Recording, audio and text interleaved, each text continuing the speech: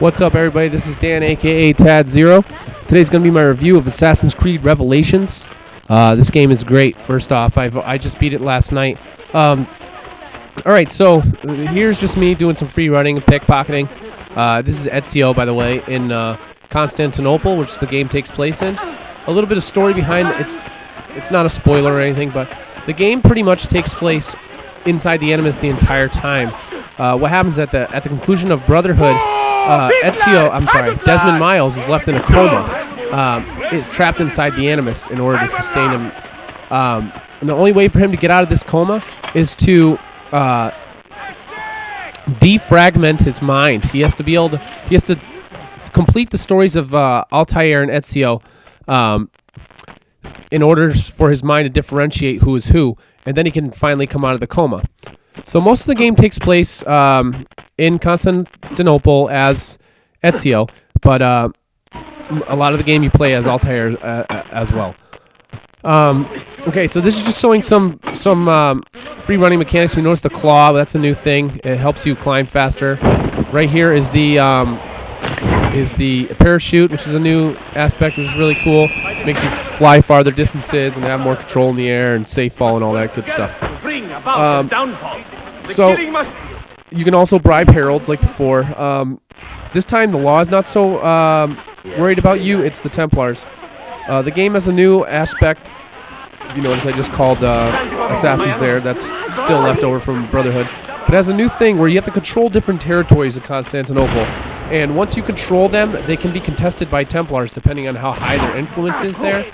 And it goes into like this RTS kind of style gameplay, which sounds really dumb, but it's actually done really well. And I don't show you an example here because I control all the territories 100%, and I have master assassins that occupy them.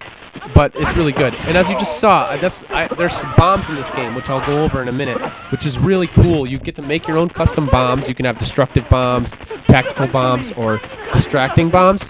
That was a distraction. Made a smoke screen, went into the smoke screen, killed the guy. Let's jump ahead here. In all the assassins' headquarters, they have bomb crafting centers, but you can also find them on the fly. Over here, you have the birdhouse, which you can assign missions to your assassins, just like before. But there's also this bomb crafting cabinet here. Whenever you open it, you get some components and stuff for building bombs, as well as you get to go in. Now, as you see, they have lethal, tactical, and diversion bombs. They have the different casings. You choose a casing. They all have different descriptions about what they do. This is a tripwire casing. And then you can choose your gunpowder, and then at last is the effect. These are different depending on what type of bomb. This is a destructive bomb. So, and then once you make the bomb, you can test it, which I just did. You hit Y, and you can go into like a test thing where you can see how it acts before you waste your material to make it. So this is a tripwire. So obviously you have to distract. You have to lure people there. So I'm just gonna punch one of these guys in the stomach here. Crack your neck, and then have this guy follow me. Hey, buddy, follow me. I'm just gonna run over here. And then you can see how they act and if it's something that you could use. This one's kind of weird. I didn't really. Where did he go? It like confuses them. It's like smoke, poison / they drop dead. So then that's that. You hit start to exit, and then here we'll try another one here. We'll go to a sticky casing, that gunpowder. I don't think I made one this time. Or I did. Okay. So then you test it. Same thing. This is another destructive one. Which, you throw the bomb. Boom. Oh, I wonder what this is going to do. This also helps a lot in the game, especially like your sneaking missions and stuff.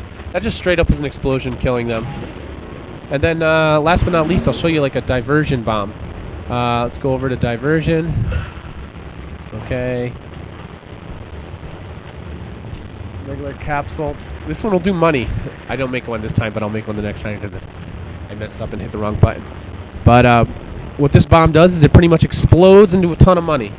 And it crowds out whatever guards with civilians running for money. So as you'll see in a second here. Like I said, this is a really cool new aspect of the game. Totally adds a lot of diversity. You really can get involved in it. See? Boom, explodes, money. Civilians come rushing over and run right through. So really cool aspect of the game. I spent a lot of time on that because that's probably one of the best things they've changed. Let's see, what else is here? Oh, also, you can leave the game at any time and go to Animus Island, which is the purgatory, per se, that Desmond Miles' mind is stuck in. There's the main game, which you go through this giant door, which you'll see in a second. This is Animus Island. The door right there, that giant door, that's the main game. You go in there, you traverse the regular game. But when you go up here, there's a bunch of little doors. And these little doors are only accessed when you unlock fragments. Like, remember how they used to have feathers? Well, now they have data fragments.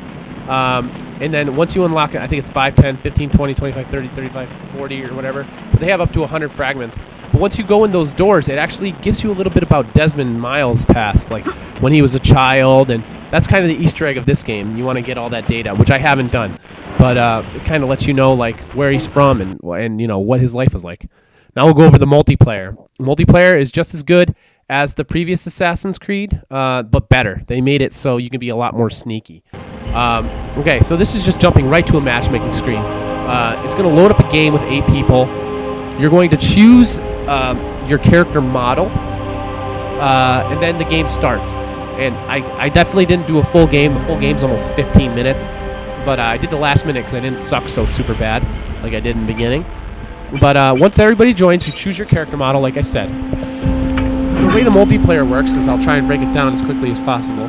The game starts, it gives you a target. The target is a person, a real person. And what happens is when you're walking discreetly, it doesn't give you away that you are the attacker or that you are the defender. What happens is if somebody is within seeing range of you and knows where you're at, you'll start to hear whispers. And those whispers are the only way to know whether or not you are being followed. Now, if you look in the upper right-hand corner, it shows my target. If you accidentally kill a civilian, like I just did, thinking it was my target, it gives you a new target. Now, the character, see when it's outlined in blue? That means you're within line of sight of that character. If you kill them discreetly, you get more points, obviously, than if they're right in front of you. There he is right there. And now once he starts running, it shows you that's your target. So then you can chase him down, like I do here, and kill him. But if he doesn't run, it will never tell you that it's actually your actual target unless they make it obvious that they're your actual target. Once you kill them, you get points and you're assigned a new target. And then see how she started running? So boom, automatically it pointed her out to me. It's never this obvious. But once you've located her, boom, you can kill her. But if she knew I was going to kill her, she went to stun me. But I had attacked her before she stunned. So therefore I got the kill and she got contested, which lowers my points. But I still get the kill. So if you know somebody's after you, you can hit B before they hit X, and you'll actually knock them to the ground, and they'll lose you as a target, and you will not get killed. But most of the game is trying to trick. You get higher bonuses, obviously, for like kills that are totally secret. They had no idea you were there. And then if you see the blue bar, how it's filling up underneath, if it's all the way filled, that means you can kill them 100% discreetly. It's the highest amount of points you can get. So it's very good. The more you play, the more you level up, and the more you level up, the 1 minute remaining. you unlock perks like disguise as well as other really cool things, which I haven't gotten too far into. But see how it has a B over him and he's running? That means he's my assailant. But I didn't realize that at this point. But this girl coming up here right now, she's my target, so I'm going to kill her. And then I'm going to come up and I'm going to try and stun him because I realize it, but he had hit X before I had hit B. So I got an honorable death, which lowers his points substantially, but it doesn't take away the kill. So the game is cool. You can totally, like I said, you can walk around and they have to totally guess whether or not you're the assailant. But it's really cool. It's a lot of fun. And in the last one, they kind of gave it away. Whoever your attacker was or whoever was your target, it totally gave it away. But now it doesn't give it away. You actually have to earn the right to know who is attacking you or who you're attacking. So you really could set up some cool stuff.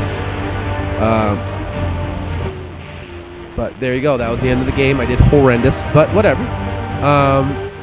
So this game's amazing. If you're an Assassin's Creed fan, this has a lot of really important story to the game. And it ends kind of on a creepy note for the real world. But it's a really good game. Really good game. One of my favorites so far in the whole series. It's kind of short, I'm not going to lie. But it's really good. There's a lot to it. And as you can hear, there's immature people online right now. Yep, that's a monkey. All right, cool. Thanks, guys, for watching, and subscribe, please.